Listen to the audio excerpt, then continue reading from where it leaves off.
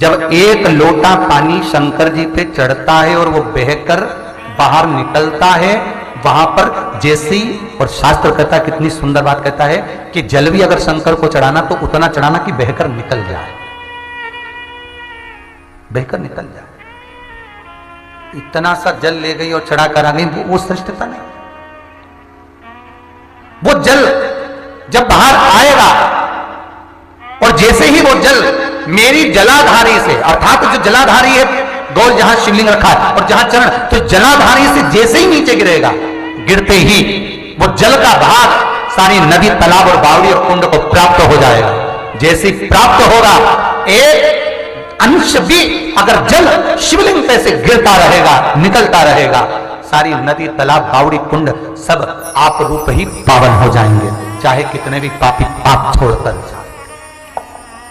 तो कहा महाराज, अगर पूर्व में जल गिरेगा तो भगवान कहते हैं वो सूर्य को प्राप्त होगा, पश्चिम में जल गिरेगा तो चंद्र को प्राप्त होगा, दक्षिण में जल गिरेगा तो कहा यम को प्राप्त होगा, और उत्तर में जो जल गिरेगा वो सारी नदी, तालाब, बावड़ी और कुंड को प्राप्त होगा।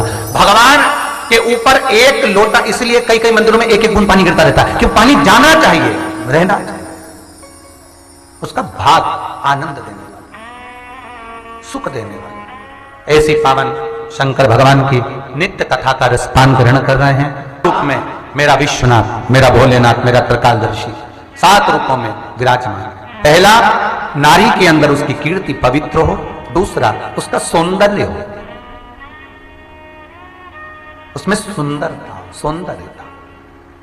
कहा स्त्री, नारी अगर बूढ़ी भी हो जाती है, एक वृद्ध माता का दर्शन करिएगा, आपके घर में बूढ़ी मां होगी, बुजुर्ग माताएं होती हैं, तो जो नारी अगर बूढ़ी भी हो गई तो स्वयं भृंगी कह रहे हैं मां जगतजननी जगदम्बा से, हे पार्वती, हे अम्बा, हे जगदम्बा। भगवान शिव तो खुद स्त्रियों के अंतर्गत 7 भाव में रहते हैं। एक जो नारी की सुंदरता है, ये शंकर की ही दी हुई है। शिव नारी के भीतर विराजमान है, उसकी आत्मा में, रोमावली में, इसलिए नारी सुंदर दिखती है, भले वो बूढ़ी क्यों ना हो जाए। श्री शिवाय नमस्तुभ्यम। पंडित प्रदीप पिशाच द्वारा बताए गए उपाय को आसान भाषा में समझने के लिए इस वीडियो को आगे देखते रहिए। देखिए, हम सब सुबह सुबह भगवान को जल चढ़ाते हैं, लेकिन आपको जानना ये भी आवश्यक हो जाता है कि 4 दिशाओं में से किस तरफ जल चढ़ाने से किस देवता को समर्पित जल होता है। देखिए, पहली बात, जल उतना ही चढ़ाएं जितना जरूरत है और वो भगवान को पूरी तरह समर्पित हो जाए। ऐसा ना हो कि एक बाल्टी भगवान को जल चढ़ा दें और वो जल बहकर वेस्ट हो जाए। देखिए, पहली बात, पूर्व दिशा की अगर जल चढ़ाते हैं तो भगवान सूर्य को प्राप्त होता है।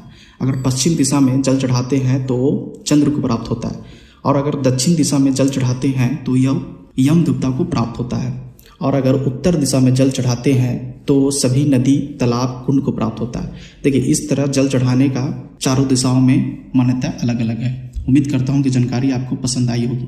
अगर वीडियो पसंद आती है तो इसे दूसरों के साथ भी शेयर कर दीजिए ताकि उन तक लाभ पहुँच सके। श्री शिवाय नमस्तुभ्यम। ओम नमः शिवाय। जय महाकाल।